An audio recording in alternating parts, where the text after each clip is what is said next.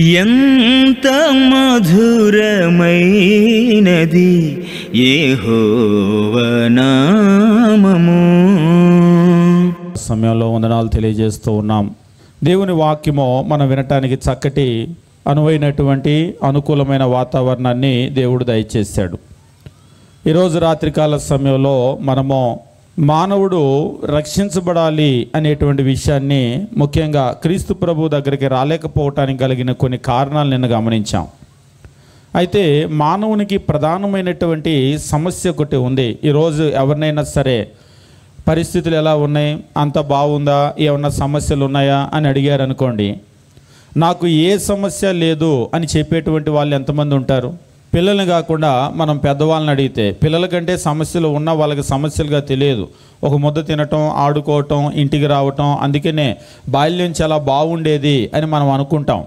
సమస్య ఏంటంటే అప్పుడు మన చిన్నతనంలో ఈ సమస్యలన్నీ లేవా అంటే ఉన్నాయి, మనకు అర్థమయ్యేవి కాదు అవన్నీ. కాబట్టి బాల్యం అందరికీ కూడా చాలా బాగున్నట్లుగా ఉంటూ ఉంటుంది. ఈరోజు సమస్యలు లేనటువంటి వారు ఎవరైనా ఉన్నారా అని అంటే ఖచ్చితంగా ఎవరు కూడా ఉండరు. ఉన్నటువంటి సమస్యల్లో ముఖ్యంగా గనక మనం చూసినట్లయితే సమస్యల్లో కూడా ప్రయారిటీ అంటే ఉన్నటువంటి సమస్యల్లో ఇప్పుడు మనకి ముఖ్యమైన సమస్య ఏది, ప్రస్తుతం మనల్ని ఇబ్బంది పెడుతున్నటువంటి సమస్య ఏది అని ముందు దాన్ని పరిష్కరించుకోవటానికి మనం ప్రయత్నం చేస్తూ ఉంటాం. అప్పులు ఉన్నప్పుడు కూడా ముందు ఏం చేస్తామంటే ముందు ఎవరు మనల్ని ఇబ్బంది పెడుతున్నారో, ఏ అప్పు వలన మనం బాగా నలిగిపోతున్నామో లేదా ఎక్కువ వడ్డీ మనం కడుతూ ఉన్నామో అటువంటి వాటిని ముందు కట్టి తీర్చేయాలని ప్రయత్నం చేస్తూ ఉంటాం. అంతే కదా. అంటే నేనేం మాట్లాడుతున్నానంటే మనుష్యులుగా జ్ఞానం ఉన్నటువంటి ప్రతి ఒక్కరూ, తెలివి కలిగినటువంటి ప్రతి ఒక్కరూ కూడా మనకు ఉన్నటువంటి సమస్యల్లో ఏది పెద్ద సమస్యో, నిజంగా ఏ సమస్య వలన మనం నలిగిపోతున్నామో దాన్ని పరిష్కరించుకోవాలని ప్రయత్నం చేస్తూ ఉంటాం. నేను ఈ రాత్రికాల సమయంలో పాపము అనేటువంటి ఒక పెద్ద సమస్య గురించి నేను మాట్లాడబోతూ ఉన్నాను. కొందరు అనుకుంటారు ఏదో పెద్ద సమస్య అంటే ఇంకేదో అనుకున్నాము, పాపమా అదెలా పెద్ద సమస్య అని అనుకుంటూ ఉంటారు. మనం కొన్ని విషయాలు గమనించిన తర్వాత అది నిజంగా పెద్ద సమస్య కాదా అనేటువంటిది ఒక నిర్ణయానికి మనం రావచ్చు. నిన్న మనం గమనించాము, రోమిలకు రాసినటువంటి పత్రిక 3వ అధ్యాయము మనం గమనించినట్లయితే బైబిల్లో దేవుని వాక్యం ఈ రీతిగా తెలియజేస్తూ ఉంటాడు. 3వ అధ్యాయము 23వ వచనం మనం గమనించినప్పుడు, ఏ భేదము లేదు, అందరూ పాపము చేసి దేవుడు అనుగ్రహించు మహిమను పొందలేకపోతున్నారు. పాపము అనేటువంటిది యూనివర్సల్ ప్రాబ్లం. అదేదో బండారులంక సమస్యో లేకపోతే ఈ అంబేద్కర్ కోనసీమ సమస్యో ఆంధ్ర రాష్ట్రం యొక్క సమస్య కాదు. పాపం అనేటువంటిది యూనివర్సల్ ప్రాబ్లం. ప్రపంచంలో ఉన్నటువంటి ప్రతి మనిషి యొక్క సమస్య అది. ఈరోజు మీరు ఎవరినైనా అడిగితే మీకు ఏమైనా అప్పులు ఉన్నాయా అంటే ఉన్నాయని చెప్పేవాళ్ళు ఎక్కువ మంది ఉంటారు, లేవు అనేవాళ్ళు కూడా ఉంటారు. ఒకసారి ఒకళ్ళు అంటున్నారు, నేను ఎవరికి అప్పు లేను, నేనే ఇంకా కొందరికి ఇచ్చి ఉన్నాను అన్నాడు ఒక ఆయన. మంచి, దేవునికి స్తోత్రం అలా ఉంటే. కానీ ఇప్పుడు మీరు కనుక చూశారనుకోండి, మీకు ఏమైనా అప్పులు ఉన్నాయా అంటే మాకే అప్పులు లేవు అనేవాళ్ళు కూడా ఉన్నారు. ఏవైనా సమస్యలు ఇక్కడ కనుక మనం చూస్తే పాపం అనేటువంటి సమస్య అనేటువంటిది ఏ ఒక్కరికో ఇద్దరికో సంబంధించినటువంటి సమస్య కాదు, లేదంటే ఎక్కువ మందికి సంబంధించిన సమస్య కూడా కాదు, అందరికీ సంబంధించిన సమస్య. అంటే ప్రపంచంలో దీనిలో మినహాయింపు అనేటువంటిది ఏ ఒక్కరికి కూడా లేదు. ప్రతి ఒక్కరూ కూడా పాపం చేస్తూ ఉన్నారు. ప్రతి ఒక్కరూ కూడా పాపము చేసి దేవుడు అనుగ్రహించేటువంటి మహిమను పొందలేకపోతున్నారు అని అంటూ ఉన్నాడు. అసలు ఈ పాపం అనేటువంటిది ఏం చేస్తుంది ఒక మనిషిని? ఈ పాపం సమస్య పెద్ద సమస్య అని అంటున్నారు కదా, అసలు ఈ పాపం అనేటువంటిది ఏం చేస్తుంది? మీరు ఒకసారి ఊహించుకోండి. ఇప్పుడు కాదు కానీ పాత రోజుల్లో తిరణాలకు వెళ్ళి పిల్లలు తప్పిపోయేటువంటి పరిస్థితులు మనం చూస్తూ ఉంటాం. చిన్నపిల్లలు వెళ్ళినప్పుడు, అంటే ఈరోజు అంటే ఆధునిక ప్రపంచంలో మొబైల్ ఫోన్లు, సోషల్ మీడియా నెట్వర్క్ అంతా బాగా ఉండటాన్ని బట్టి అసలు ఇప్పుడు ఇవన్నీ కూడా చాలా తేలిక విషయాలు అన్నమాట. ఎవరెటు వెళ్ళిపోయినా కానీ చాలా తేలికగా కనబడుతూ ఉన్నారు. కానీ ఒకప్పుడు ఇటువంటి సదుపాయాలు లేవు. ముఖ్యంగా మనం గమనించినప్పుడు అటువంటి రద్దీగా ప్రజలు ఎక్కువగా ఉండేటువంటి పరిస్థితుల్లోకి వెళ్ళినప్పుడు తప్పిపోయేవాళ్ళు. ఒకవేళ చిన్న పిల్లవాడో లేకపోతే ఒక అమ్మాయో అబ్బాయో తల్లి చేయి పట్టుకొని, అందుకనే చిన్నపిల్లల్ని ఏం చేస్తామంటే మనం చేయి పట్టుకుంటాం, వాళ్ళను కూడా నన్ను చేయి పట్టుకో, గట్టిగా పట్టుకో, వదిలిపెట్టొద్దని చెప్తాం. పొరపాటున మనం వాళ్ళు చేయి వదలటమో వాళ్ళు మన చేయి వదలటమో మనకు దూరం అయిపోయారనుకోండి, ఏం చేస్తాం మనం? పోనీ అప్పుడు కాదు, ఇప్పుడు మీరు బాగా రద్దీగా ఉండేటువంటి ప్రజల్లోకి వెళ్ళారు. ఏదో ఒక సినిమా యాక్టర్ వస్తున్నాడనో, లేకపోతే సినిమా యాక్టర్లను చూసేవాళ్ళు ఎక్కువ మంది లేరు, ఇప్పుడు కొంతమంది ఉన్నారు. కానీ లేదంటే ఎవరో వస్తున్నారు, లేదంటే సీఎం గారే వస్తున్నారు, బండారులంక వస్తున్నాడంటే చూడటానికి అందరూ వెళ్ళారు. లేదంటే దూర ప్రాంతం ఎక్కడికైనా పక్కన అమలాపురం టౌన్కో ఎక్కడికో వెళ్ళారు. అయితే మీ చేతిలో ఉన్నటువంటి చేయి గట్టిగా పట్టుకుంటే ఆ చిన్నపిల్లవాడు తప్పిపోయాడు. పోనీ అది కూడా కాదు, మా విజయవాడ రైల్వే స్టేషన్లో అప్పుడప్పుడు బాగా తప్పిపోతూ ఉంటారు.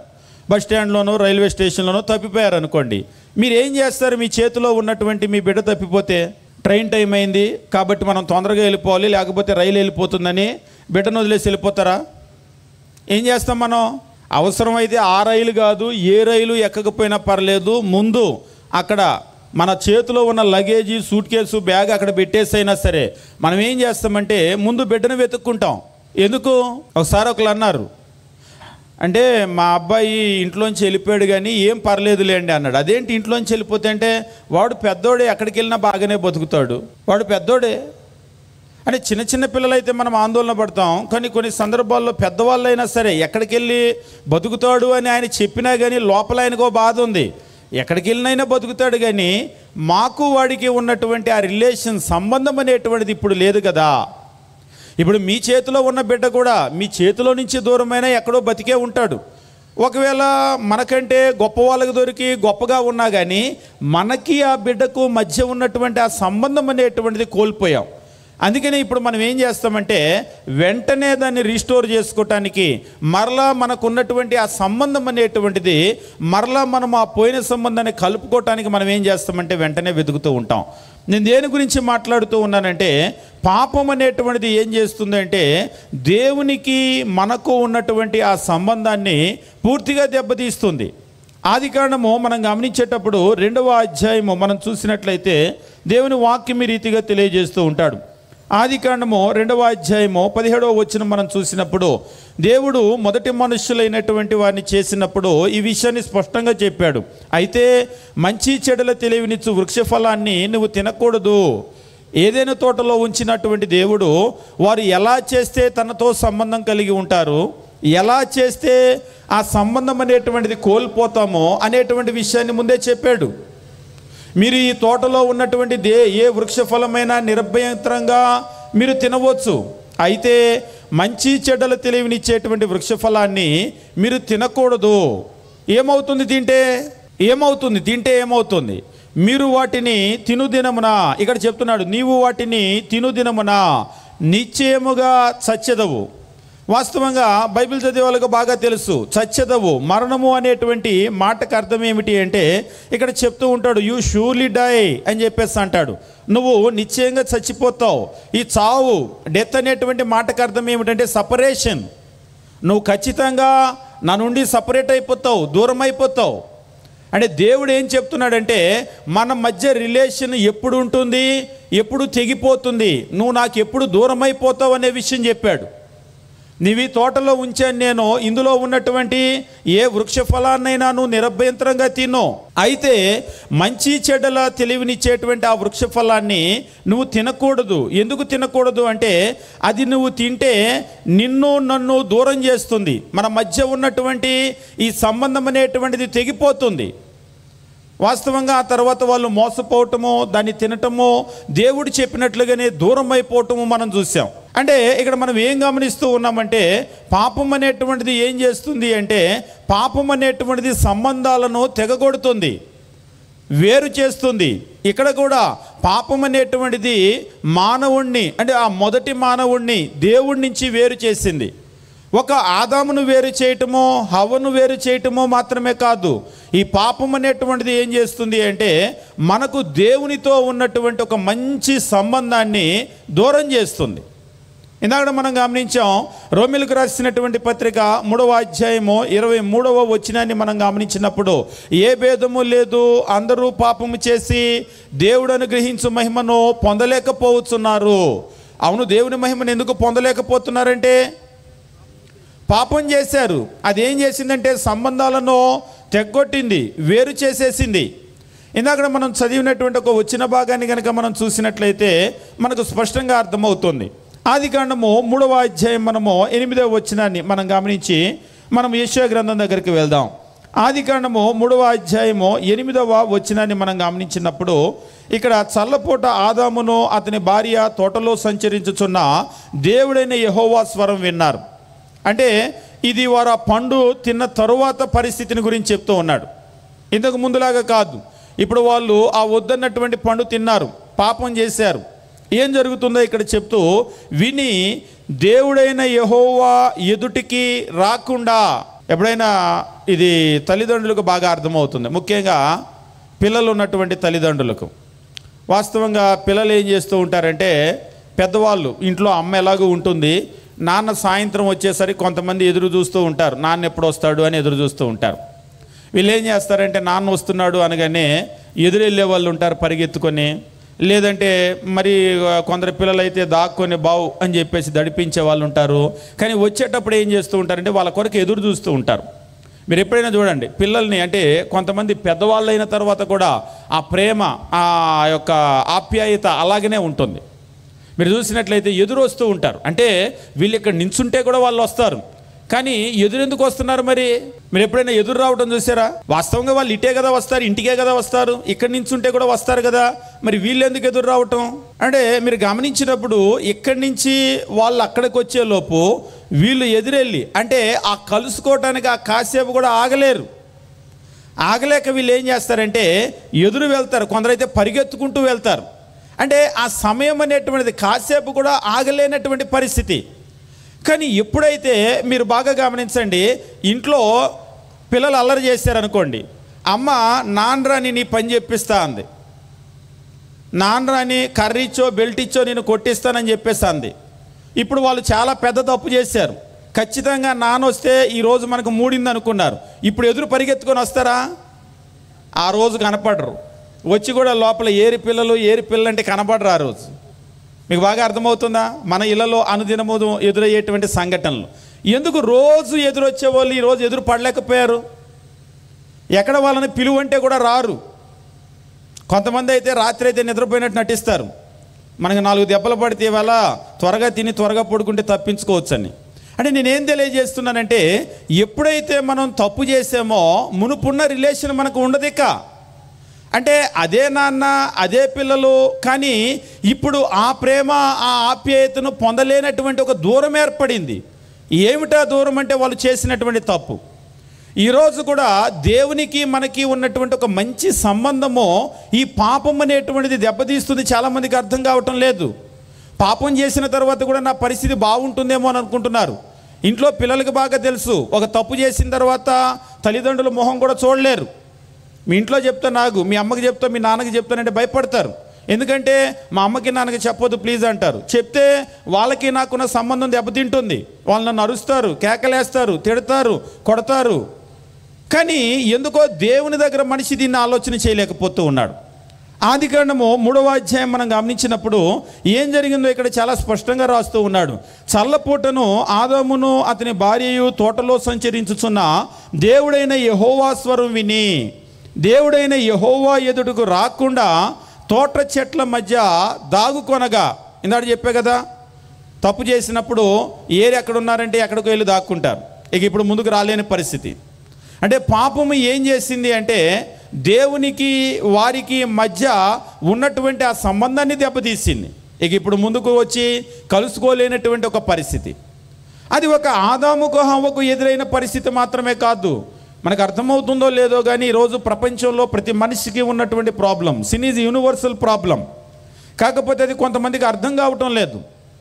ఈరోజు నేను ఎప్పుడైతే పాపం చేస్తానో దేవునితో నాకున్నటువంటి ఆ మంచి సంబంధం అనేటువంటిది ఇక మీదట ఉండదు. ఇది యెషయా ప్రవక్త చాలా బాగా తెలియజేస్తూ ఉంటాడు. యెషయా గ్రంథము 59వ అధ్యాయం మనం గమనించినప్పుడు ఇందాక చదివినటువంటి ఈ వచ్చిన భాగాన్ని మనం పరిశీలన చేసినట్లయితే 59వ అధ్యాయము 1-2 వచనాలు దేవుని వాక్యం ఈ రీతిగా తెలియజేస్తూ ఉంటాడు. రక్షింపనేరక ఉండునట్లు యెహోవా హస్తము కురచ కాలేదు, విననేరక ఉండునట్లు ఆయన చెవులు మందము కాలేదు. మీ దోషములు మీకును మీ దేవునికిని అడ్డముగా వచ్చెను. మీ దోషములు మీకును మీ దేవునికిని అడ్డముగా వచ్చెను. మీ పాపములు ఆయన ముఖము మీకు మరుగుపరిచెను. ఏమైపోయిందట? మానవుని యొక్క దోషములో, వారి యొక్క పాపములో దేవునికి వారికి మధ్య అడ్డొచ్చేసినాయి. ఇక ముందున్నటువంటి సంబంధం అనేటువంటిది లేదు. ఇప్పుడు ఆ సంబంధం ఏమైపోయిందంటే తెగిపోయింది, దూరం అయిపోయింది. ఇది మనకు బాగా అర్థం కావాలి అంటే కుటుంబంలో మనిషిగా మనకు కూడా అనేకమైనటువంటి సంబంధాలను దేవుడు పెట్టాడు. ఈరోజు చూడండి, మన బజార్లలో కుక్కలను చూస్తూ ఉంటాం కదా. ఇవాళ రేపు కుక్కలు బాగా ఎక్కువైపోయినాయి. కుక్కలను అంతకుముందు మాకు కూడా విజయవాడలో కుక్కలు బాగా విపరీతంగా ఉన్నాయి. మొన్న ఒక ఊరు వెళ్తే వాళ్ళు చెప్తూ ఉన్నారు, నైట్ టైం మీటింగ్లకి రావాలి అంటే మోటార్ సైకిల్ మీద ఒకళ్ళు ముందు కూర్చొని వెనకాల కూర్చున్న వాళ్ళు ఒక కర్ర తీసుకొని వస్తున్నారంట మీటింగ్లకి. దేనికంటే అదేంటి కర్ర అంటే వెళ్ళేటప్పుడు మోటార్ సైకిల్ ఎక్కి కర్ర పట్టుకున్నాడు నైటు. అదేంటి కర్ర అంటే మా దారంతా కుక్కలు ఉంటాయండి అని అన్నాడు. అసలు ఇది లేకపోతే ఇంటికి చేరలేమంటున్నాడు. అంటే కుక్కలు ఆ స్థాయిలో పెరిగిపోయినాయి. అంటే దేని గురించి మనం మాట్లాడుతూ ఉన్నామంటే ఇప్పుడు ఈ సంబంధాలు ఉన్నాయి కదా, మనుషులు మన చుట్టూ అనేక రకాల జీవులు ఉన్నాయి. ఉదాహరణ కుక్కలే ఉన్నాయి అనుకోండి. ఇప్పుడు ఆ కుక్కలకి మనకున్న సంబంధాలని ఉన్నాయా? ప్రేమలు, ఆప్యాయతలు. నేను ఇందాక చెప్పాను కదా, నాన్నింటికి వస్తున్నాడంటే పరిగెత్తుకుంటూ వెళ్తూ ఉంటారు. అమ్మ అంటే ఇక అమ్మను వదిలిపెట్టి వెళ్ళరు. ఇప్పుడు ఈ కుక్కలే ఉన్నాయి అనుకోండి, పెరిగి పెద్ద అయిన తర్వాత కూడా మనల్ని కనిపించిన తల్లి అని ఆ ప్రేమ ఆప్యాయత ఉంటుందా? బండారులంకలో ఉండవా? బండారులంకలో ఉన్న కుక్కలకి ప్రేమలు ఆప్యాయతలు లేవు. నిజంగా ఒక్కోసారి మీరు చూడండి, బజార్లో అక్కడ ఉన్న కుక్కలే కింద మీద పడి పొర్లి గరుచుకుంటూ ఉంటాయి. ఒకళ్ళు అంటున్నారు, మన బజార్లో కుక్కలే కదా మీరు అందరూ అని అంటున్నాడు. అంటే ఒక్కోసారి కొందరు కుక్కలతో కూడా మాట్లాడతారు, గోడలతో చెట్లతో కూడా మాట్లాడతారు. ఒకసారి ఇళ్లలో నడిచేటప్పుడు గుమ్మం తగిలింది అనుకోండి, గుమ్మాన్ని తిడుతూ ఉంటారు కొందరు. ఎవరిని తిడుతున్నారని ఎవరో అనుకుంటారు, ఇదిగో దీన్నే అంటారు. అంటే అలా మాట్లాడుకుంటూ ఉంటారు కొందరు. మన బజార్లో ఉన్న కుక్కలే కదా మీరు అందరూ అని అంటే వాటికి అర్థమైద్దా? మనమందరం మన బజారు కుక్కలమో, మనమందరం సహోదరులమో లేదా స్నేహితులమో, మనంతా కలిసి ఉండాలి. బయట బజారు కుక్క వస్తే మాత్రమే దాడి చేయాలని అవి తెలుస్తాయా? మీరు అన్నం పెట్టండి కావాలంటే కుక్కలు అప్పుడు దాకా కలిసి ఉన్న 2 కుక్కలు కరుచుకుంటూ ఉంటాయి. అంటే ఇక్కడ మనం గమనించేటువంటి విషయం ఏంటంటే మన చుట్టూ ఎన్నో జీవులు ఉన్నాయి, కానీ వాటికి మనకున్న ప్రేమలు, మనకున్న ఆప్యాయతలు, మనుషులకు ఉన్నటువంటి సంబంధాలను దేవుడు ఇవ్వలేదు. మనుషులకు మనకు ఒక ఫ్యామిలీ సిస్టమ్ దేవుడు ఇచ్చాడు, కుటుంబ వ్యవస్థ. ఒక అమ్మ, నాన్న, అన్న, తమ్ముడు, అక్క, చెల్లి, పిన్ని, బాబాయ్, ఇంకా ఎన్నో సంబంధాలు. మీరు గమనించండి, ఒక్కోసారి మనం కార్యక్రమాలు చేసేటప్పుడు మనకి యూరోపియన్ కంట్రీస్లో కంటే కూడా ఏషియన్ కాంటినెంట్లో ఈ ప్రేమలు, ఆప్యాయతలు ఇంకా ఎక్కువ. కొన్ని సందర్భాల్లో ఒక్కోసారి వాళ్ళు అంటూ ఉంటారు, మేమంతా కూడా యంత్రాల్లాగా బ్రతుకుతూ ఉంటాం మా దేశాల్లో అని, యూరోపియన్ కంట్రీస్లో. నిజంగా మీరు గమనించండి, పెళ్ళిళ్ళు అంటే మనకి ఎంతమంది వస్తారో జనాలు, వందల్లో వేలల్లో వస్తూ ఉంటారు. కానీ వాళ్ళ దేశాల్లో అలా రారు. చనిపోయినప్పుడు కూడా మనకి ఎంతోమంది వస్తూ ఉంటారు. ఎక్కడెక్కడో ఉన్న దూరపు చుట్టాలు కూడా ఒకవేళ పొరపాటుని చెప్పలేదనుకోండి, పెద్ద గొడవ అయిపోయేది. ఏం మమ్మల్ని మర్చిపోయారా, ఉన్నారనుకున్నారా, చచ్చారనుకున్నారా అని ఇది ఒక పెద్ద గొడవ. అందుకనే మనం ఏం చేస్తామంటే అందరికీ తెలియజేస్తాం. ఒక్కొక్కసారి అనిపిస్తూ ఉంటుంది, దేవుడు అసలు మనకు ఎంత గొప్ప దీవెన్ని ఇచ్చాడో, ఈ ప్రేమలు, ఆప్యాయతలు. కానీ ఈ ప్రేమలు, ఆప్యాయతలు ఎప్పుడు ఉంటాయి, ఎప్పుడు పోతాయి? ఇవాళ రేపు మీరు సమాజాన్ని కనుక చూసినట్లయితే తల్లిదండ్రులకు పిల్లలకు మధ్య మంచి సంబంధాలు లేవు.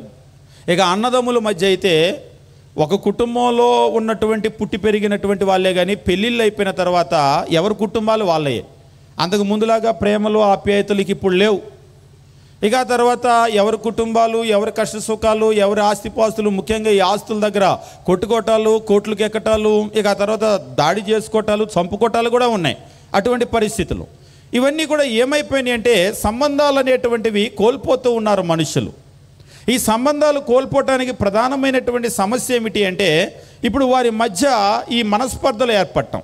ఎప్పుడైతే ఈ మనస్పర్ధలు ఏర్పడినాయో వారితో ఇక ముందున్నటువంటి సంబంధం అనేటువంటిది ఉండదు. ఇక్కడ కూడా యెషయా ప్రవక్త ఏం చెప్తున్నాడంటే 59వ అధ్యాయము 2వ వచనము, దేవునికి వారికి మధ్య సంబంధం తెగిపోవటానికి కలిగిన కారణం ఏంటి చెప్తున్నాడు. 1వ వచనంలో అన్నాడు, రక్షింపనేరక ఉండునట్లు యెహోవా హస్తము కురచ కాలేదు, విననేరక ఉండునట్లు ఆయన చెవులు మందము కాలేదు.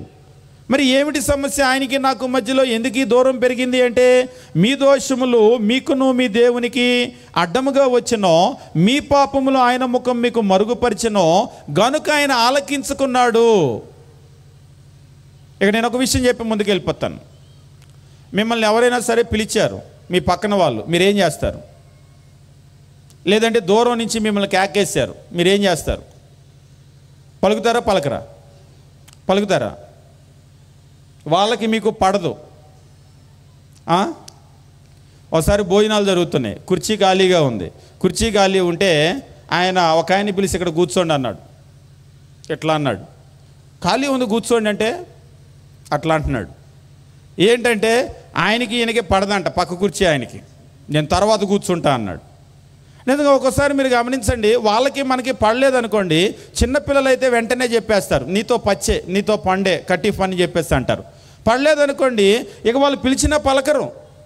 అవునా కదా? అంటే వాళ్ళకి వినపడలేదని కాదు, వినపడినా కానీ పలకటానికి వాళ్ళకి ఇష్టం లేదు, వీళ్ళతో మాట్లాడటానికి ఇష్టం లేదు. ఈరోజు పెద్దవాళ్ళం మనం కూడా, మనకు ఎవరితో అయినా సంబంధము తెగిపోయింది అనుకోండి, వాళ్ళంటే నచ్చలేదు అనుకోండి, వాళ్ళతో మాట్లాడం, ముఖం తిప్పేసుకుంటూ ఉంటాం. అలా ఉండరా మీరు? నాకు అట్లేం లేదండి, నేను ప్రపంచంలో ఎంత పనికిమాలినోడితో అయినా మాట్లాడతానంటారా? మనం కూడా మనుషులమే, మనకు కూడా మనోభావాలు ఉంటాయి. అవి దెబ్బతిన్నాయి అనుకోండి, ఎక్కడైనా హట్ అయ్యామనుకోండి, ఏం చేస్తాం మనం? అప్పుడప్పుడు నేను అడుగుతూ ఉంటాను, దేవుడంటే ఏమైనా మరబొమ్మ అనుకున్నారా? ఆయనకి ఫీలింగ్స్ లేవా? మీ ఎడల ఆయన సంతోషంగా ఉన్నాడా, బాధగా ఉన్నాడా ఎప్పుడైనా ఆలోచన చేస్తారా? ఒకసారి మనుషులు ఎట్లా ఉంటారంటే, మనం ఎవరిని కూడా బాధ పెట్టకూడదని చాలా జాగ్రత్తగా ప్రవర్తిస్తూ ఉంటారు కొందరు. ఎందుకంటే ఎవరిని మనం బాధ పెట్టినా ఆ రిలేషన్ దెబ్బతింటుంది అని. మంచిదే, మరి దేవుని గురించి కూడా అట్లా ఆలోచన చేస్తున్నామా? దేవుణ్ణి మనం అస్సలు బాధ పెట్టకూడదు.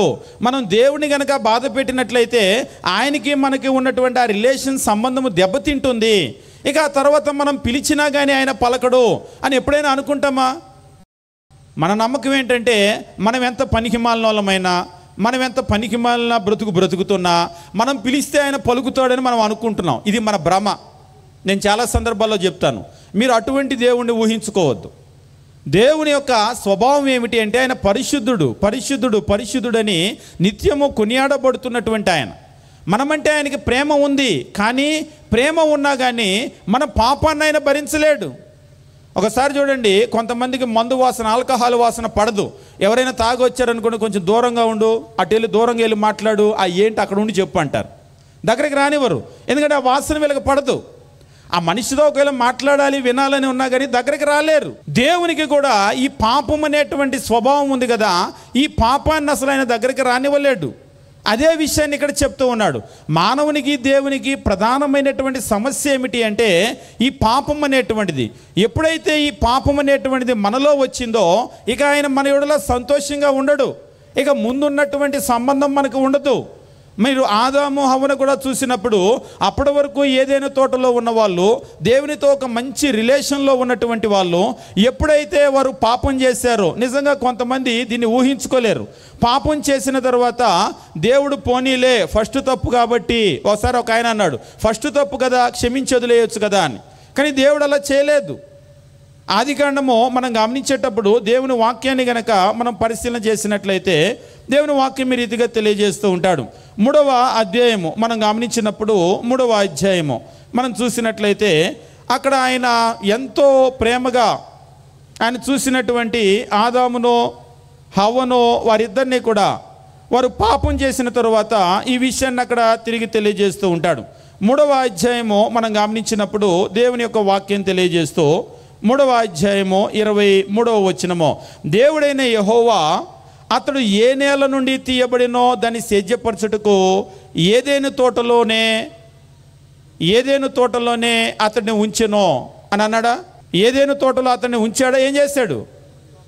అతడు ఏ నేల నుండి తీయబడినో దాన్ని సేద్యపరచుటకు ఏదైనా తోట నుండి అతనిని పంపివేసెనో.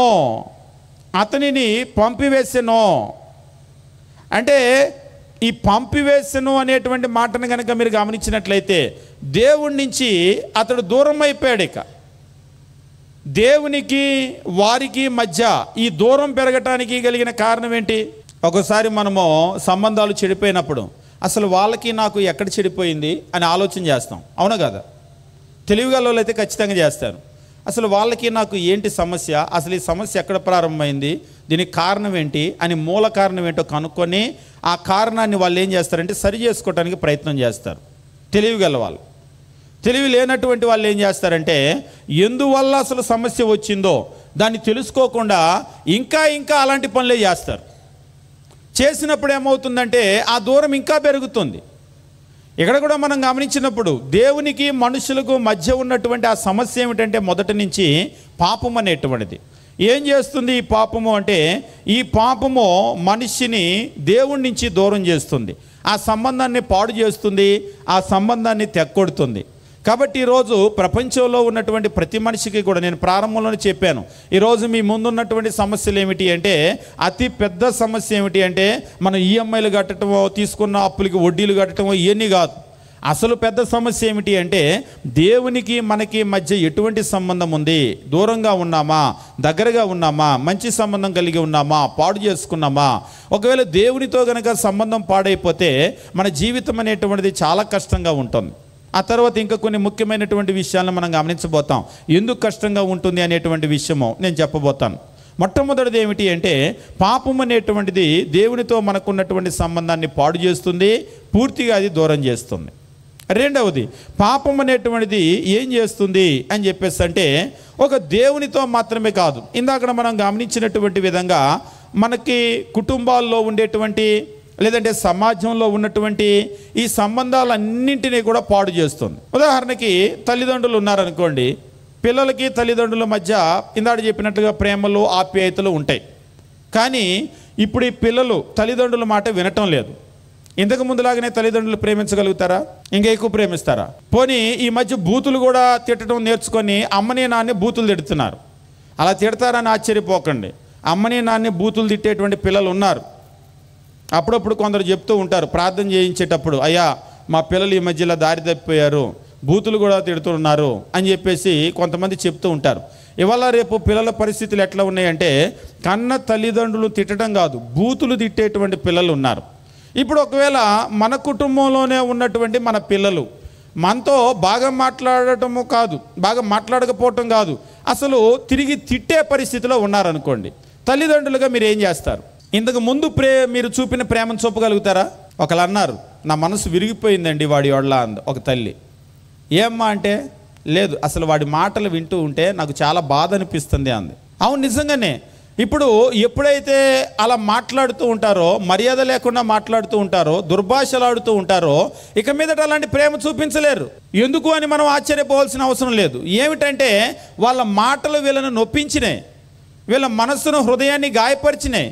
కాబట్టి ఇంతకు ముందులాగా ఆ సంబంధం అనేటువంటిది ఉండదు. ఈరోజు మనం లోకంలో కనుక గమనించినట్లయితే మనిషికి మనకి కుటుంబంలో కొన్ని రిలేషన్స్ ఉన్నాయి. అంటే తల్లిదండ్రుల యొడల, అన్నదమ్ముల యొడల, తోబుట్టువులు, బంధువులు అని అంటారు కదా, ఈ సంబంధాలు ఉన్నాయి. సమాజంలో కూడా అనేకమైనటువంటి సంబంధాలు ఉన్నాయి. కానీ ఇక్కడ ఒక విషయం చెప్పి నేను ముందుకు వెళ్తాను. అదేమిటి అంటే మునుపుతో పోలిస్తే, అంటే ముందు రోజులతో పోలిస్తే ఇవాళ రేపు ఉన్నటువంటి పిల్లలు ఈ సంబంధాలు చాలా త్వరగా పాడు చేసుకుంటున్నారు. అసలు మంచి సంబంధాలు ఉండట్లేదు. స్నేహితులను కూడా మార్చేస్తూ ఉంటారు. ఏమిటంటే ఇప్పుడు వాడికి నాకు దూరం పెరిగిందిలే, ఇప్పుడు వాడు మాట్లాడటం లేదులే. ఎవరితో ఎక్కువ కాలం స్నేహం చేయలేకపోతున్నారు. ఎవరితో ఎక్కువ కాలం స్నేహం చేస్తున్నారంటే పనికిమాలిన వాళ్ళతో అయితే ఎక్కువ కాలం చేస్తున్నారు. చిన్నప్పటి నుంచి వాడు నాకు ఫ్రెండ్ అంటారు పనికిమాలిన వాళ్ళని. మంచి వాళ్ళతో ఎక్కువ కాలం స్నేహం చేయలేకపోతూ ఉన్నారు. సంబంధాలు అనేటువంటివి కోల్పోతూ ఉన్నారు. అంటే దీనికి అనేకమైనటువంటి కారణాలు ఉన్నాయి. ఇక్కడ మనం గమనించేటువంటి విషయం ఏమిటంటే పాపం అనేటువంటిది ఏం చేస్తుంది అంటే మనం ప్రేమించినటువంటి వాళ్ళ నుంచి మనల్ని దూరం చేస్తుంది. ఆల్రెడీ మనం గమనించాం, ఎప్పుడైనా మనం తప్పు చేస్తే, పొరపాటు చేస్తే నాన్న వస్తున్నాడంటే కూడా ఎదురు వెళ్ళలేని పరిస్థితి. ఒకవేళ మనం మన సహోదరులు, తోబుట్టువులు, అన్నదమ్ములు, రక్త సంబంధికుల వల్ల మనం తప్పు చేస్తామనుకోండి, ఏం చేస్తాం? మనం వాళ్ళతో కూడా కలవలేని పరిస్థితి, కార్యక్రమాల్లో కూడా కలిసి ఉండలేనటువంటి పరిస్థితి. ఎందుకు ఈ దూరం ఏర్పడింది అంటే మీకు ఎవరైతే తప్పు చేస్తూ ఉంటారో, ఎవరైతే పొరపాటు చేస్తూ ఉంటారో, లేదా పాపం చేస్తూ ఉంటారో వాళ్ళు ముందుగా ఆ సంబంధాన్ని ఇక ముందులాగా పొందలేరు. దాని నుంచి ముందు వాళ్ళు దూరం అయిపోతారు. నువ్వు పో అని అనాల్సిన పని లేదు, ముందు వాళ్ళే పోతారు. మనము ఇందాక చదివినటువంటి ఒక వచ్చిన భాగము లూకాసు సువార్త 15వ అధ్యాయం మనం గమనించినప్పుడు దేవుని వాక్యం ఈ రీతిగా తెలియజేస్తూ ఉంటాడు. లూకాసు సువార్త 15వ అధ్యాయంలో ఇక్కడ నిజంగా చాలా అద్భుతమైనటువంటి ఒక సందర్భాన్ని, ఇంకా చెప్పాలంటే సువార్తల్లో మిగిలిన ఎక్కడా కూడా మత్తయి, మార్కు, యోహానులో లేనటువంటి ఒక సంఘటన ఇక్కడ నమోదు చేశాడు. లూకాసు సువార్త 15వ అధ్యాయం మనం గమనించినప్పుడు తప్పిపోయిన కుమారుడు అని చెప్పేసి మనం చూస్తూ ఉంటాం కదా. వాస్తవంగా మనం తప్పిపోయిన కుమారుడు అని అంటూ ఉంటాం, కానీ తప్పిపోయిన కుమారుడు అనే దానికంటే కూడా తిరిగి వచ్చిన కుమారుడు అని అనాలి. ఎందుకంటే ముగింపు తప్పిపోయినట్లుగా ముగించలేదు, ఆయన తిరిగి తన తండ్రిని కలుసుకున్నాడు. కానీ ఈరోజు చాలామంది దేవునితో తప్పిపోయినట్లుగానే తమ జీవితాన్ని ముగిస్తూ ఉన్నారు. వాళ్ళు నిజంగా తప్పిపోయిన కుమారుడు. ఈయన తప్పిపోయిన కుమారుడే కానీ తప్పిపోయి మరలా తిరిగి చేరుకున్నటువంటి కుమారుడు. ఇక్కడ లూకాసు సువార్త 15వ అధ్యాయం మనం గమనించినప్పుడు 11వ వచనం నుంచి మనం చూసినట్లయితే, మరియు ఆయన ఇట్లా నేను ఒక మనుష్యునికి 2 కుమారులు ఉండిరి, ఇద్దరు కూడా ఆయన కుమారులే. వారిలో చిన్నవాడు, ఒకసారి బైబిల్లో చదివేటప్పుడు కొన్ని సందర్భాలు చాలా గమ్మత్తుగా ఉంటాయి. ఎందుకు ఈ పదం పెట్టాడు అనేటువంటిది చాలా ఆశ్చర్యం కలిగిస్తూ ఉంటుంది. మీ ఇంట్లో కూడా మీకు 4 పిల్లలు 5 పిల్లలు, ఒకప్పుడైతే డజన్ పిల్లలు కూడా ఉండేవాళ్ళు. ఇప్పుడు డజన్లు ఎక్కడ చూడట్లేదు, డజన్లు చూడట్లేదు, అర డజన్లు కూడా చూడట్లేదు. ఇప్పుడంతా కూడా ఏమైపోయిందంటే 2 పిల్లలు ఇంటికి ముద్దు ఇలాంటివి రాస్తూ ఉన్నారు. ఇంకా కొంతమంది అయితే 2 కూడా ఉండటం ఎక్కువే అనుకొని ఒక్కొక్కరికి అనేటువంటి వాళ్ళు కూడా ఉన్నారు. ఒకసారి కొన్ని సందర్భాల్లో చూస్తే 2 ఉద్యోగం చేస్తూ ఒక్క బిడ్డనే కంటూ ఉన్నారు కొంతమంది. ఏమిటంటే 2 ఆస్తి కూడా వాళ్ళదే కదా, మళ్ళీ 2 అయితే పంచాలి కదా, ఇట్లా కూడా కొంతమంది ఆలోచనలు చేస్తూ ఉన్నారు. సరే, నేను చెప్పాలనుకున్న విషయం ఏంటంటే, ఒకవేళ మీకు 2 3 పిల్లలు ఉన్నారు అనుకోండి, మీకు ఎవరంటే ఎక్కువ ఇష్టం ఉంటుంది? ఈ 3లో కొన్ని 3 పిల్లలు ఉన్నారు అని అనుకోండి, ఈ 3లో ఎవరంటే ఇష్టం ఉంటుంది? ఏ ఇంట్లో అయినా సహజంగా ఉండేది చిన్నవాళ్ళని ఎక్కువగా ప్రేమిస్తారు కాదా? మీదంతా రివర్స్లో ఉంటుందా? ఎప్పుడు కూడా పెద్దోళ్ళు అంటారు చిన్నోడు అని వాడినే బాగా చూస్తున్నారు, వాడినే ప్రేమిస్తున్నారు. అంతే. వాస్తవంగా ఏంటంటే ఏం మాట్లాడినా చిన్నోడురా.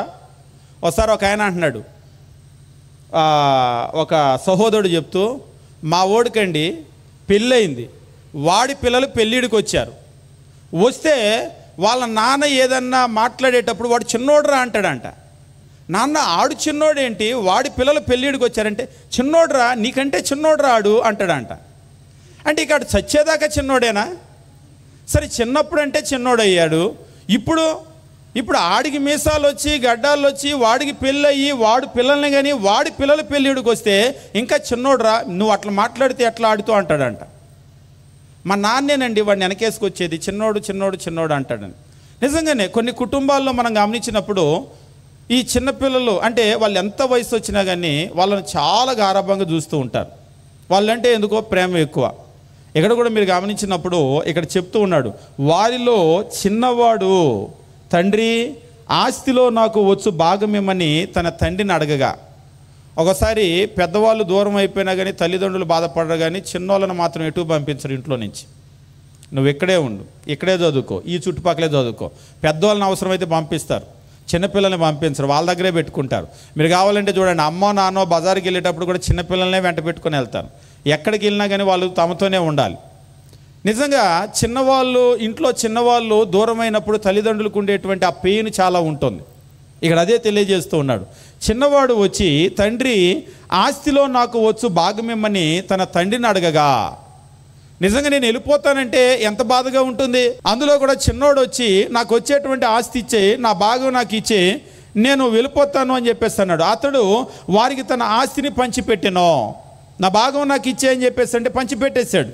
కొన్ని దినములైన తరువాత ఆ చిన్న కుమారుడు సమస్తము కూర్చుకొని దూరదేశమునకు ప్రయాణమై. వాస్తవంగా ఇక్కడ చూడండి, ఎక్కడికి? దూరదేశానికి. అప్పుడప్పుడు నేను చూస్తూ ఉంటాను పెళ్లి సంబంధాలు అప్పుడు కూడా ఇళ్లలో చిన్నపిల్లలకి పెళ్లి చేయాలంటే, అంటే చిన్నపిల్లలకంటే ఇలా చిన్నపిల్ల కాదు, పెరిగి పెద్దోళ్ళైనా ఇంట్లో ఉన్న చిన్నవాళ్ళకి పెళ్లి చేయాలంటే చుట్టుపక్కల సంబంధాలే చూస్తారు, దూరం సంబంధాలు వద్దు. అవసరమైతే పెద్దోళ్ళకు దూరం ఇచ్చారు కంటే పెద్దోళ్ళు వీళ్ళు మేము అప్పుడప్పుడు చూసుకుంటూ ఉండాలి కదా, అందుకనే దగ్గర సంబంధాలు చూసుకుంటూ ఉంటారు. ఊర్లో సంబంధాలు అయితే ఇంకా సంతోషం వాళ్ళకి, ఎందుకంటే కళ్ళ ముందే ఉంటారు కదా. నిజంగానే చిన్నపిల్లల్ని కళ్ళ ముందు ఉంచుకోవాలి, వాళ్ళని చూసుకోవాలని చాలా కోరిక ఉంటుంది. వాళ్ళు దూరం వెళ్ళిపోతుంటే ఎట్లుంటుంది చెప్పలేరు. కానీ పిల్లలు దూరం అయినప్పుడు తల్లిదండ్రులకు చాలా బాధ ఉంటుంది.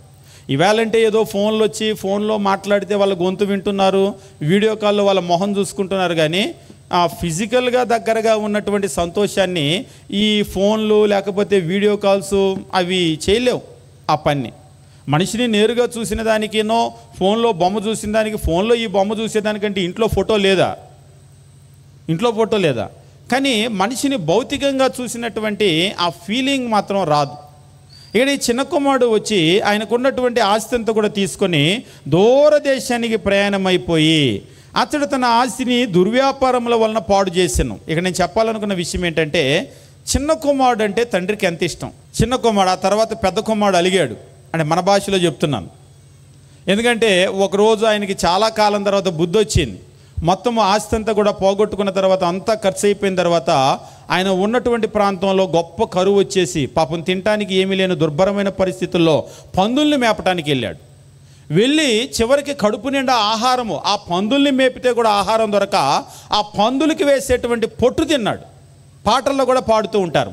ఆ పొట్టు తినేటప్పుడు వాడికి అనిపించింది, నా తండ్రి ఇంటి దగ్గర ఎంతోమంది పని వాళ్ళు ఉన్నారు, కడుపు నిండా ఆహారం దొరికి మంచి పరిస్థితుల్లో ఉన్నారు.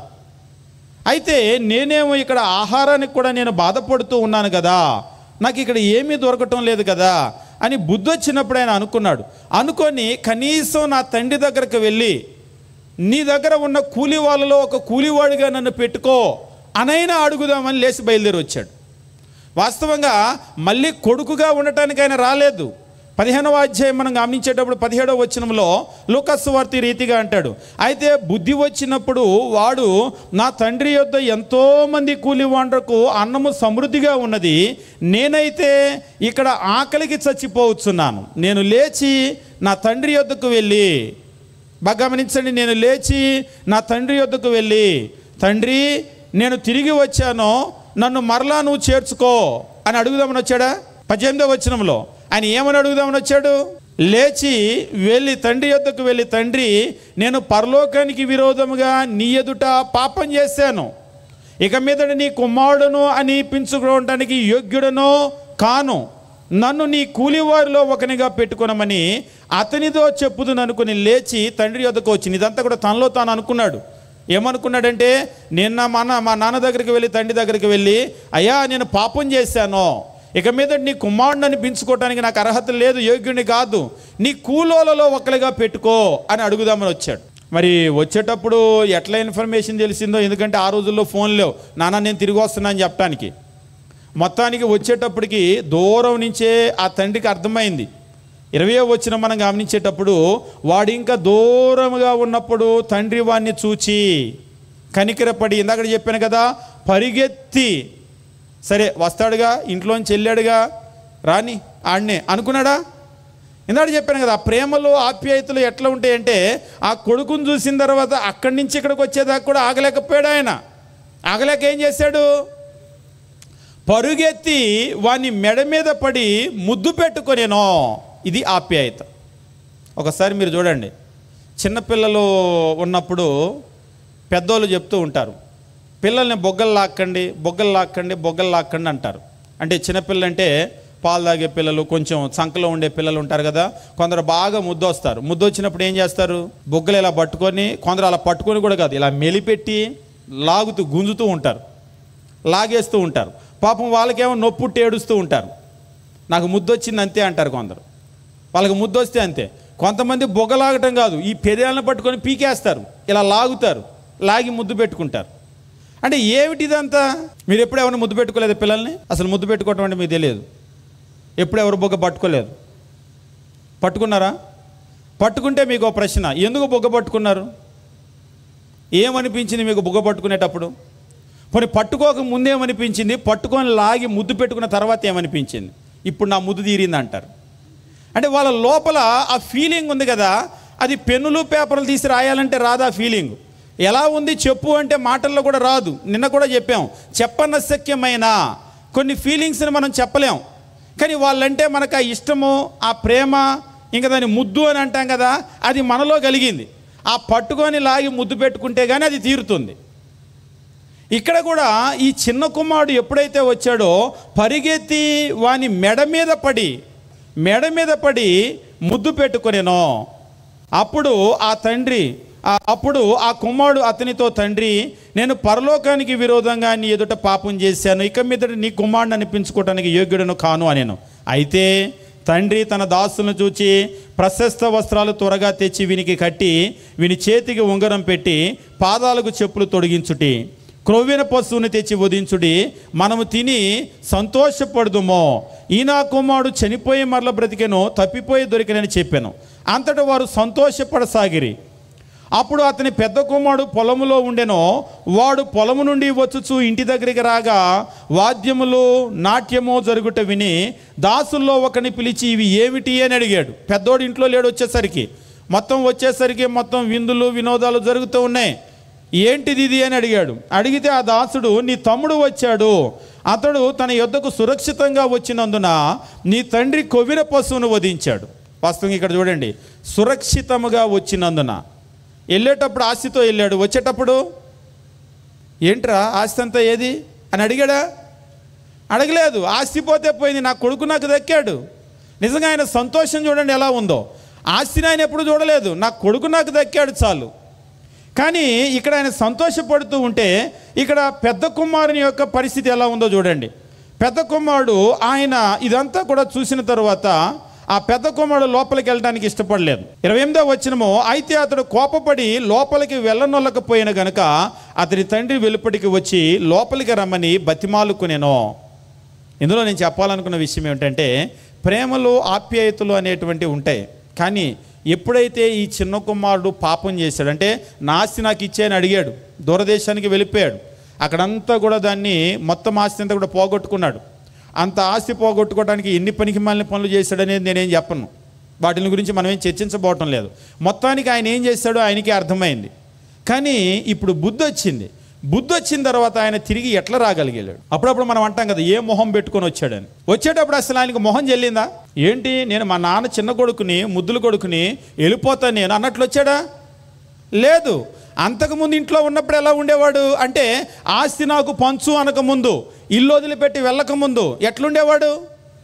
ఇప్పుడు వచ్చేటప్పుడు అదే మొహంతో వచ్చాడా? ఆ ముఖం లేదు ఇప్పుడు ఆయనకి.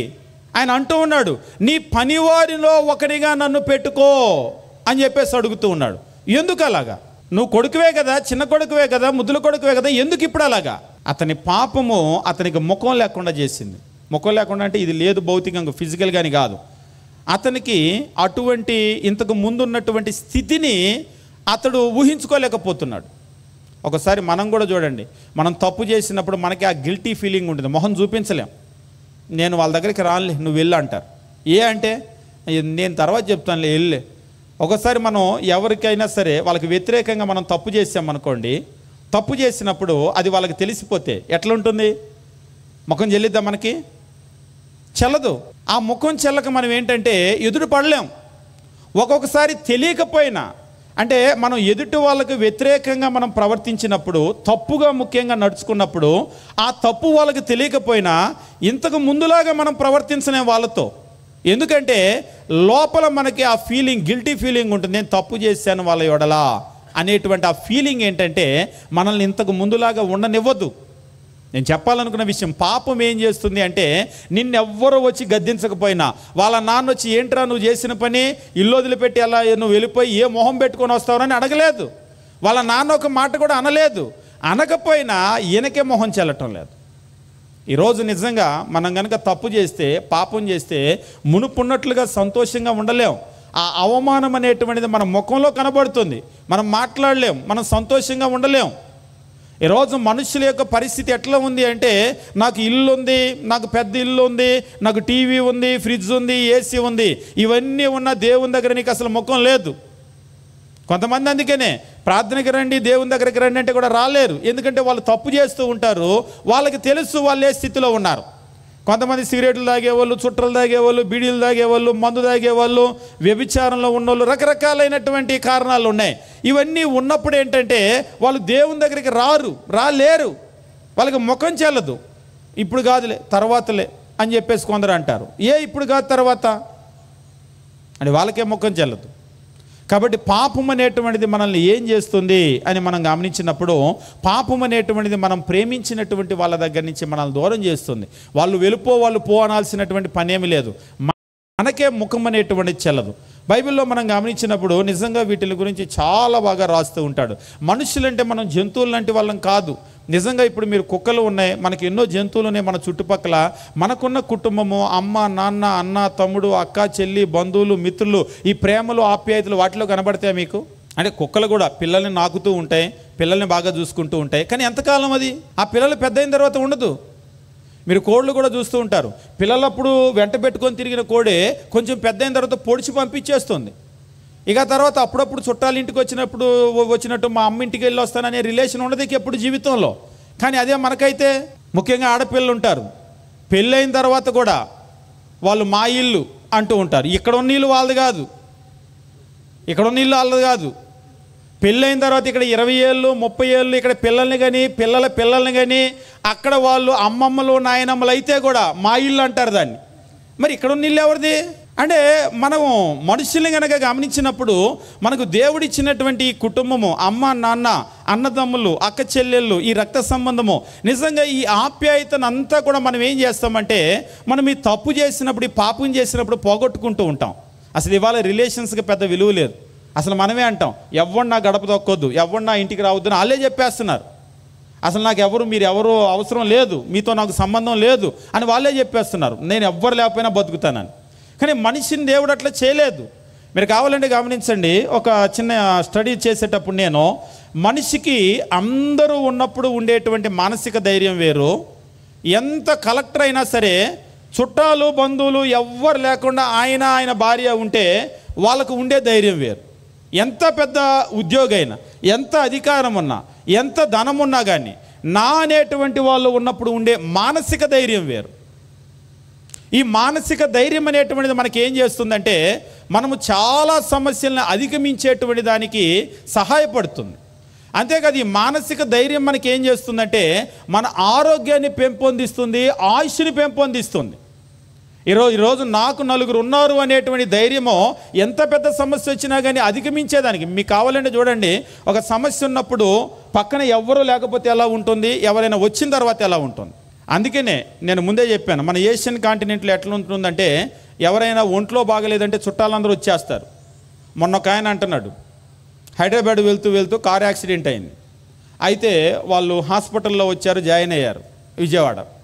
జాయిన్ అయిన తర్వాత మరలా ఆయన పనికి వచ్చినప్పుడు ఎట్లుందండి పరిస్థితి, ఇంట్లో వాళ్ళు ఎట్లున్నారంటే, సరే ఏం చెప్పేదండి, అసలు మేము హాస్పిటల్కి వెళ్ళొచ్చాము అనేటువంటి దానికంటే కూడా ఇంటి నిండా చుట్టాలే, వాళ్ళకి వండి పెట్టలేక చేస్తున్నాం మేము అన్నాడు. అసలు వీళ్ళు మమ్మల్ని పరామర్శించడానికి వచ్చారా, మాకు వాళ్ళు వచ్చిన తర్వాత చాకిరి పెరిగింది అంటున్నాడు. ఇంతమంది వచ్చారు కదా చుట్టాలు, ఆమెమో కాలు ఇరిగింది, కాలు కట్టేయించుకొని మంచంలో ఉంది, నేనే ఆమెకు చేస్తున్నాను. ఇప్పుడు వీళ్ళందరికీ ఎవరు వండి పెడతారు? ఆమె లేచి వండి పెట్టలేదు, నేనా మగ మనిషిని చేయలేను. పూటకి వెళ్ళి పొద్దున్నే టిఫిన్ తేవటం, మధ్యాహ్నం భోజనాలు తేవటం, రాత్రి భోజనాలు తేవటం, ఇక ఇలాగా అంతా అయిపోయిందండి. అందుకే పనికి రాలేకపోయాను.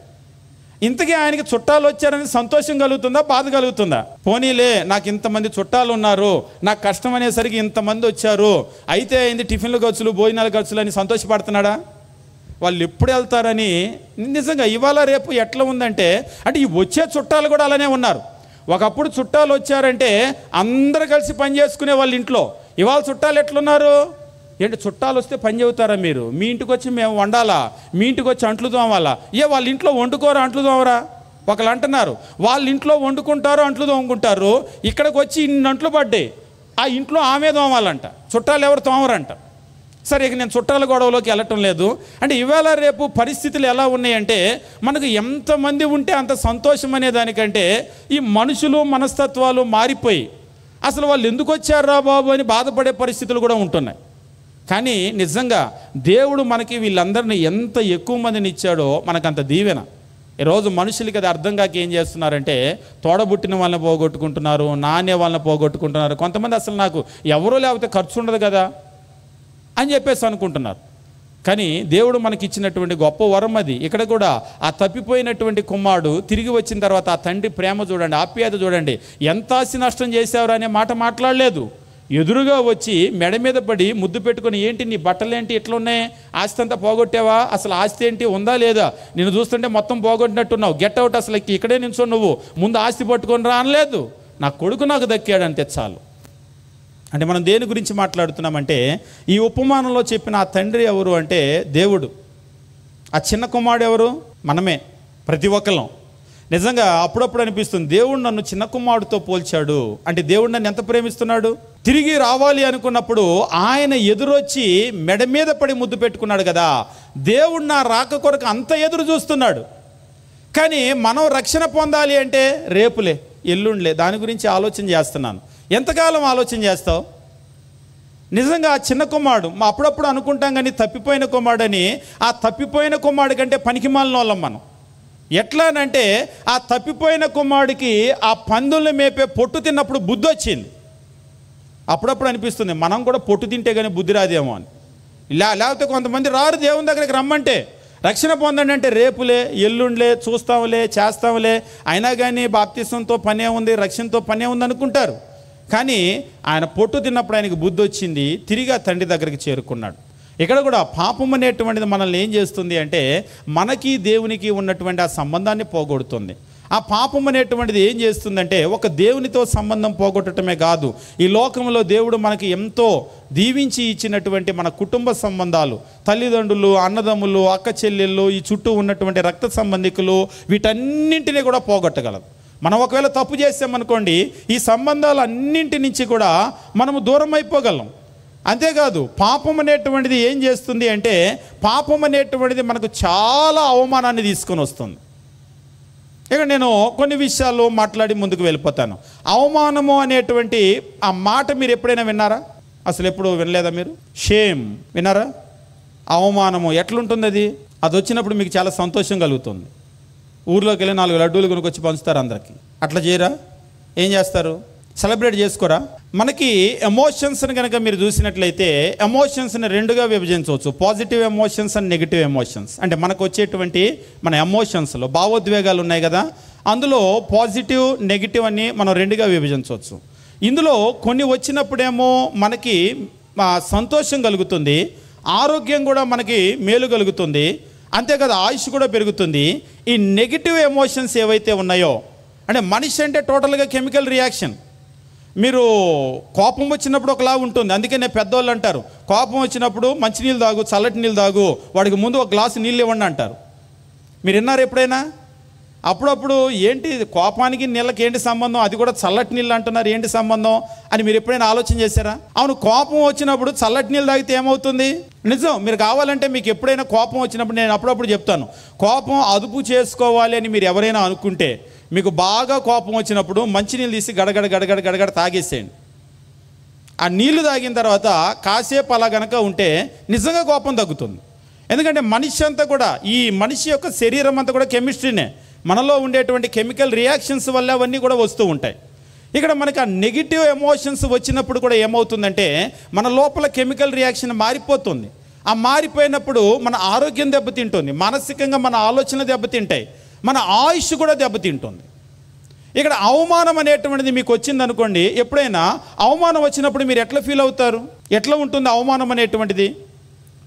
యోబు గ్రంథము మనం గమనించేటప్పుడు, యోబు భక్తుని యొక్క జీవితాన్ని మనం పరిశీలన చేసినట్లయితే ఒక విషయాన్ని ఇక్కడ తెలియజేస్తూ ఉంటాడు. 42వ అధ్యాయము మనం గమనించినప్పుడు, 42వ అధ్యాయము మనం చూసినట్లయితే 1వ వచనం నుంచి మనం చూసినప్పుడు, అప్పుడు యోబు యెహోవాతో ఇలాగూ ప్రత్యుత్తరం ఇచ్చెను. కింద వచనాలు మీరు వరుసగా కనుక చదువుకుంటూ వచ్చినట్లయితే 6వ వచనంలో ఆయన ఈ మాటను చెప్తూ ఉంటాడు. కావున నన్ను నేను అసహించుకొని ధూళిలోనూ బూడిదలోనూ పడి పశ్చాత్తాపపడుచున్నాను. కావున నన్ను నేను అసహించుకొని ఎప్పుడైనా మిమ్మల్ని గురించి మీకు చీ అనిపించిందా? నేను చెప్పిన మాట మీకు అర్థమైందా? మీ మీద మీకు ఎప్పుడైనా అసహ్యం కలిగిందా? అద్దంలో చూస్తే మీకు ఏమనిపిస్తుంది? బా ఎంత బాగున్నావు, నువ్వు ఎంత అందంగా ఉన్నావు అని అనిపిస్తుందా? ఒకసారి కొందరు విచిత్రంగా చేస్తారు. ఒకసారి ఒకళ్ళ అద్దంలో చూసి అలాగ బొగ్గలాగి ముద్దు పెట్టుకుంటున్నారు వాళ్ళనే, ఎంత అందంగా పుట్టావు నువ్వు అని.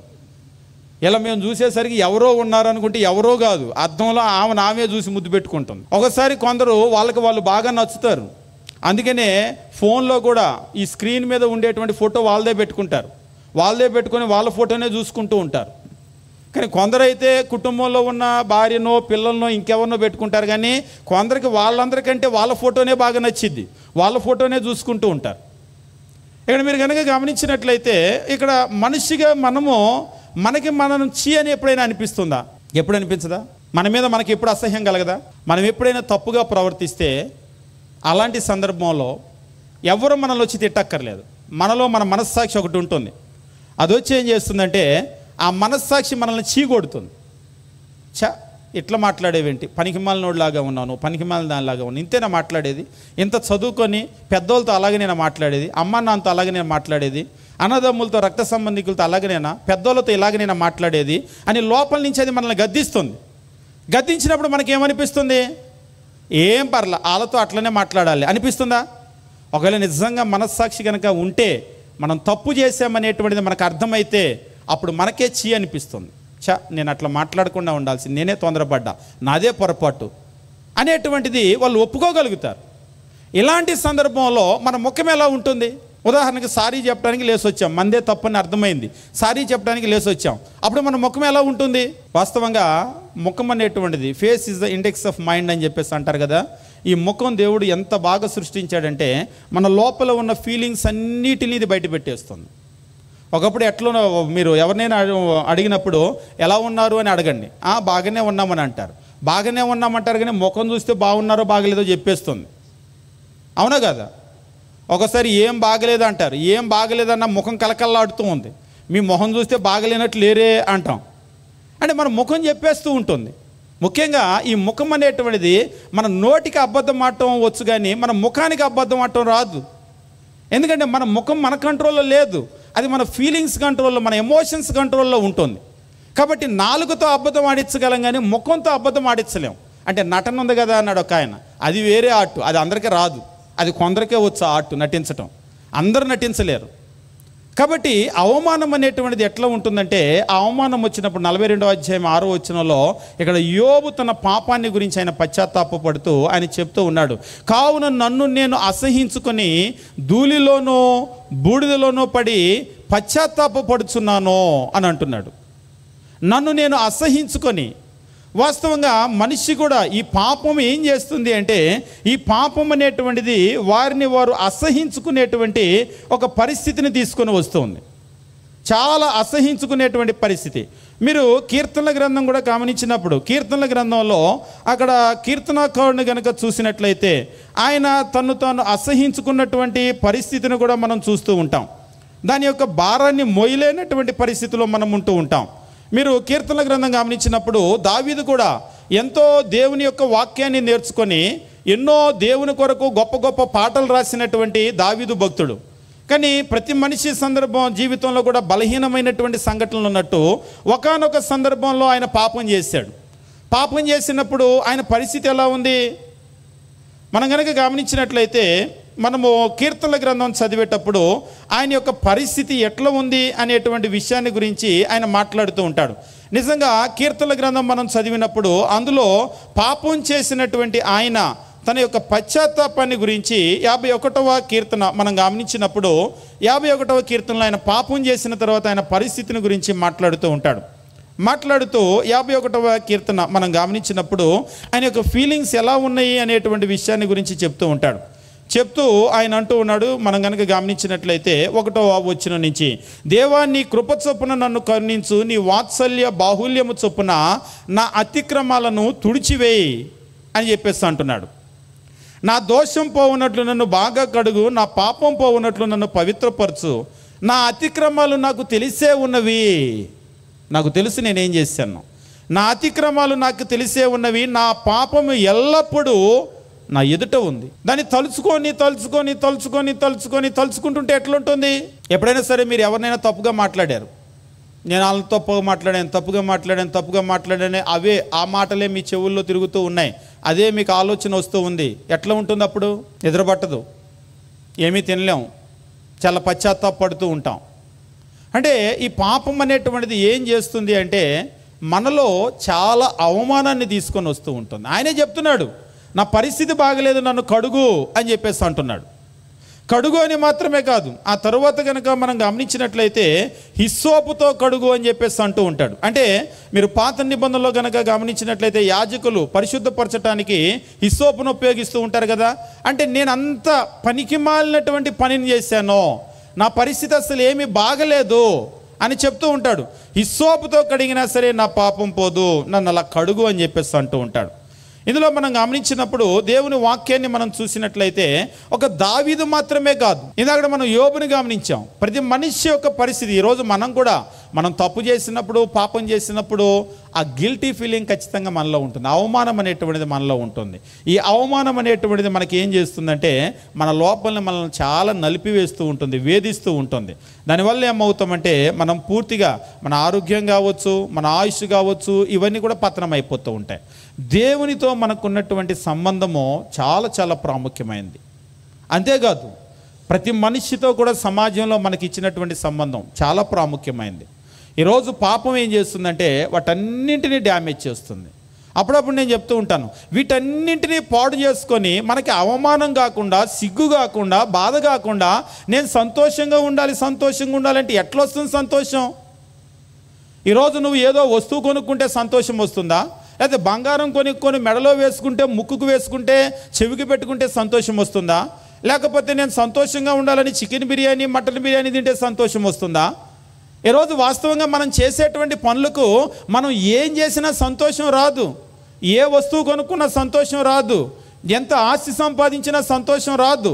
ఇది మనిషికి అర్థం కావటం లేదు. ఆ ట్రూ హ్యాపీనెస్ ఎక్కడ ఉందో అర్థం కాక అన్వేషిస్తూ ఉన్నాడు. చదువు, ఉద్యోగము, వ్యాపారము, సంపాదన, ఎందులో ఉంది నిజమైన సంతోషం? ఎందులో ఉంది నిజమైన సంతోషం? ఆ నిజమైన సంతోషం మీకు అందులో లేదు. ఈరోజు మీరు మనుషుల యొక్క పరిస్థితి కనుక చూసినట్లయితే ఎంత కోటీశ్వరుడైనా చూసి నువ్వు సంతోషంగా ఉన్నావా అని అడగండి, ఆర్ యు హ్యాపీ అని అడగండి. వాళ్ళు ఏం చెప్తారు? నువ్వు సంతోషంగా ఉన్నావా అని చెప్పేసి అంబానీని కూడా అడగండి, ఏం చెప్తాడు ఆయన? ఎవరిని అడిగినా కానీ, అమెరికా ప్రెసిడెంట్ బైడెన్ని అడిగినా కానీ, ప్రపంచంలో ఆయన బాగా అధికారం కలిగిన వ్యక్తి కదా, ఆయన అడగండి సంతోషంగా ఉన్నావని, ఏం చెప్తారు వాళ్ళు? కానీ క్రైస్తవులు అడగండి, నువ్వు సంతోషంగా ఉన్నావా అని. ఇక నేను ఒక విషయం చెప్పి ముందుకెళ్ళి ముగిస్తాను.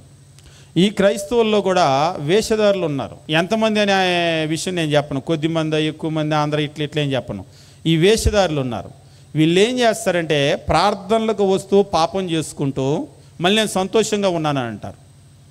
నిజంగా మనం గనక పాపం చేస్తే మనం సంతోషంగా ఉన్నామని నోరుతో చెప్తున్నాం, కానీ మన ముఖం చెప్తుంది మనం సంతోషంగా ఉండము.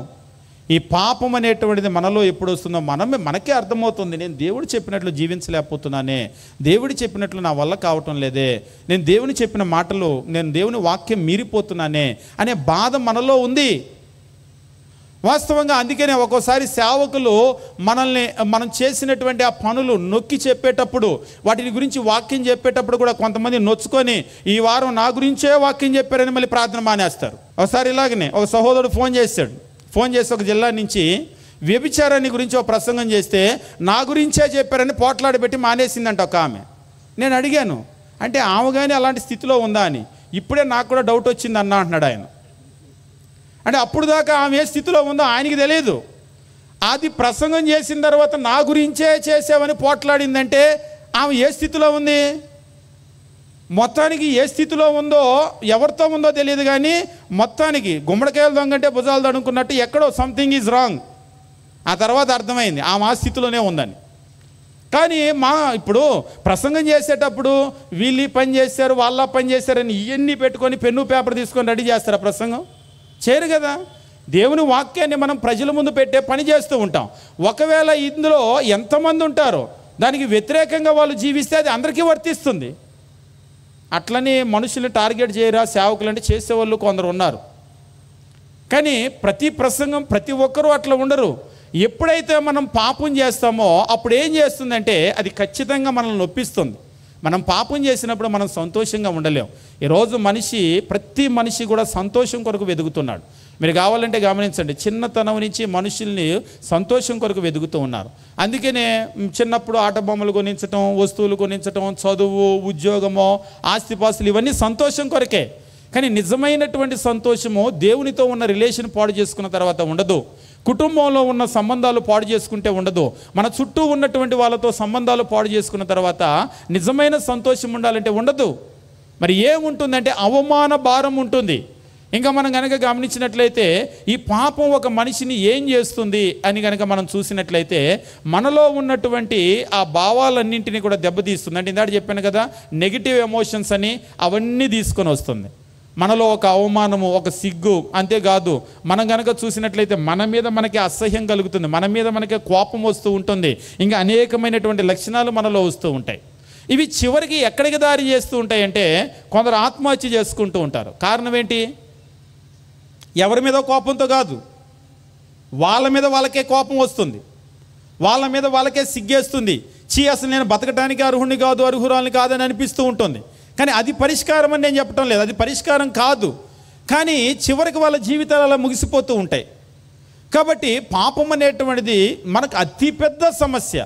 ఈరోజు కొందరు మీకు ఏమైనా సమస్యలు ఉన్నాయంటే ఉన్నాయండి, అప్పులు ఉన్నాయి, బాధలు ఉన్నాయి, వడ్డీలు కట్టాలి, ఇవన్నీ అంటారు. కానీ వీటన్నింటికంటే మొదట పరిష్కరించాల్సినటువంటి సమస్య ఏమిటి అంటే పాపం. ఈ పాపం అనేటువంటిది మనకు అర్థం కావటం లేదు, కానీ మనల్ని పూర్తిగా మనలో ఉన్నటువంటి సంతోషం అంతా కూడా పాడు చేస్తుంది. మనిషిగా మనం ఎంతో సంతోషంగా జీవించాలని దేవుడు కోరుకున్నాడు, కానీ ఆ సంతోషం ఇవాళ మనకు దక్కటం లేదు. కొందరు అడుగుతూ ఉంటారు, ఏమోనండి ఇంత ఇల్లు కట్టాను సంతోషం లేదన్నాడు ఒక ఆయన. ఆఫీసర్ ఉద్యోగం సంతోషం లేదు, ఇల్లు కట్టావు సంతోషం లేదు, పెళ్లి చేసుకున్నావు, మంచి భార్య ఉంది, చక్కగా చదువుకున్న పిల్లలు ఉన్నారు, కానీ సంతోషం లేదు. ట్రూ హ్యాపీనెస్ నువ్వు కట్టే ఇల్లులోనో, నువ్వు సంపాదించే డబ్బులోనో, వెండిలోనో, బంగారంలోనో, నీ పిల్లలు బాగా చదివారు, అక్కడ కూడా రాదు సంతోషం. కానీ నువ్వు దేవుల్లో ఉండి చూడు, నువ్వు దేవుల్లోకి రా, నీ పాపాన్ని కడిగి వేసుకొని నువ్వు పరిశుద్ధుడు అవ్వు, అప్పుడు వచ్చేటువంటి సంతోషము వర్ణించలేనటువంటి సంతోషం వస్తుంది. మనకు పాటలు కూడా కొన్ని ఉంటాయి, సంతోషం పొంగింది సంతోషం పొంగింది అని పాడుతూ ఉంటాం. ఆ ట్రూ హ్యాపీనెస్ నీకు రావాలి అంటే నువ్వు దేవుని దగ్గరకు రావాలి. ఆ పాపాన్ని నువ్వు కడిగి వేసుకోగలగాలి. ఆ పాపాన్ని కడిగి వేసుకున్నటువంటి రోజున నీకు అర్థమవుతుంది నువ్వు ఎటువంటి సంతోషాన్ని నువ్వు పొందగలుగుతున్నావు అని. కాబట్టి ఈరోజు మీ అందరికి కూడా ప్రేమపూర్వకంగా తెలియజేసేటువంటి విషయం ఏమిటి అంటే మనిషికి ఉన్నటువంటి అతిపెద్ద సమస్య పాపం. పాపాన్ని ఎప్పుడు కూడా మీరు తేలిగ్గా అంచనా వేయకండి. రేపు తీసుకుంటా బాప్తీసం, ఎల్లుండి తీసుకుంటా, తర్వాత ఇంకా టైం ఉంది కదా అని అనుకోకండి. పాపం దేవునికి మనకున్న సంబంధాన్ని పాడు చేస్తుంది. ప్రతి మనిషితో ఉన్నటువంటి మన రిలేషన్స్ అనేది పాడు చేయగలుగుతుంది. అంతేకాదు అవమానము, సిగ్గు, మన మీద మనకే అసహ్యం కలిగేటట్లుగా అది చేస్తుంది, మన మీద మనకే కోపం వచ్చేటట్లుగా చేస్తుంది. అసలు మన ముఖం ఎవరికి చూపించటం కాదు, అసలు మన ముఖం మనకు అర్థంలో చూసుకోవాలంటే కూడా అసహ్యం కలిగే విధంగా ఒక్కోసారి అంటుంది, నువ్వు ఎట్లెట్లా మాట్లాడావు, ఎట్లెట్లా ప్రవర్తించావు, అసలు నువ్వు మనిషివే అని లోపల నుంచి మన మనస్సాక్షి మనల్ని గద్దిస్తూ ఉంటుంది. మన ముఖం మనం కూడా అర్థంలో చూసుకోలేం, అటువంటి స్థితిలోకి వెళ్ళిపోతాం. దాని నుంచి మనం బయటపడాలి అంటే మనం పాజిటివ్ ఎమోషన్స్ పొందేటువంటి ఒక మంచి స్థితిలోకి మనం రావాలి అంటే ఖచ్చితంగా ఈ పాపాన్ని మనం వదిలివేయాలి. కానీ ఆశ్చర్యకరమైన విషయం ఏంటంటే ఈ పాపాన్ని కడిగివేయటానికి దేవుడు చాలా సిద్ధంగా ఉన్నాడు. ఆ కుమారుడు తిరిగి వస్తాను అని ఎప్పుడైతే వచ్చాడో ఇంకా దగ్గరకు రాకముందే ఆయన ఎదురుగా పరిగెత్తుకొని వెళ్ళి మెడ మీద పడి ముద్దు పెట్టుకొని లోపలికి తీసుకొని వచ్చాడు. అంతేకాదు ఆ కుమారుని వెంటనే చూడగానే ప్రశస్తమైన వస్త్రాలు ఆయనకి తొడగండి, ఆయనకు ఒక ఉంగరం పెట్టండి, ఒక పెద్ద విందు చేస్తున్నాడు. ఇందులో గొప్ప విషయం ఏమిటంటే దేవుడు మనల్ని అంగీకరించడానికి, మరలా మునుపున్నటువంటి మన స్థితి మనకి ఇవ్వటానికి, ఆ సంతోషం ఇవ్వటానికి ఆయన ఎల్లప్పుడూ సిద్ధంగానే ఉన్నాడు. అయితే తిరిగి రావడానికి మనం సిద్ధంగా ఉన్నామా అనేటువంటిదే ప్రశ్న. ఇంకా మీలో ఎవరైనా రక్షణకు దూరంగా ఉన్నట్లయితే, పాపం చేసినటువంటి స్థితిలోనే ఉన్నట్లయితే ఆలోచన చేయండి. తప్పిపోయిన కుమారుడు ఆయన తప్పిపోయిన కుమారుడు కాదు, తప్పిపోయి తిరిగి వచ్చిన కుమారుడు. మీరు కనుక రక్షణ పొందకపోతే మనం నిజమైన తప్పిపోయిన కుమారుడం అవుతాం. ఆ తప్పిపోయిన స్థితిలో నుంచి తిరిగి రావాల్సిందిగా మీ అందరినీ కూడా ప్రేమతో కోరుతూ ఉన్నాం. ఇంకా మీలో ఎవరైనా రక్షణకు దూరంగా ఉంటే, తప్పిపోయి దేవునికి కనుక దూరంగా ఉంటే తిరిగి రండి, ఆయన మీ వల్ల సంతోషిస్తాడు, మిమ్మల్ని మరలా తన కుమారుడుగా కుమార్తెగా చేర్చుకుంటాడు, ఒక గొప్ప భవిష్యత్తును దేవుడు మన కొరకు ఇస్తాడు. మీ అందరికీ వందనాలు తెలియజేస్తూ ముగిస్తూ ఉన్నాం.